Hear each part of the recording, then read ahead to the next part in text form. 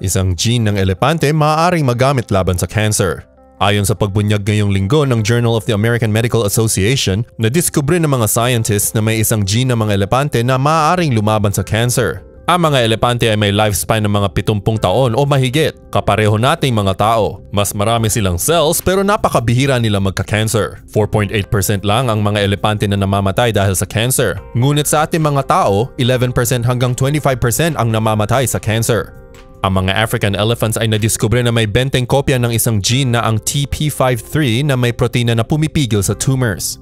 Subalit tayong mga tao ay may isa lamang TP53 na nakukuha mula sa bawat magulang. Kapag hindi gumagana ang isa, tayo ay tiyak na magkaka-cancer. Kapag nasira ang DNA natin, ang TP53 ay naglalabas ng P53 protein na pumipigil sa paghati ng mga cells para maayos ang DNA o para patayin ang naglolokong cell para ito ay hindi magkalat ng mutations. Tumor biology specialist na si Dr. Trevor Graham ay nagsabi na kapag napadami ng kaunti ang TP53 ng mga tao, ito ay sapat na para tuluyang mapigil ang pag-mutate ng mga human cells.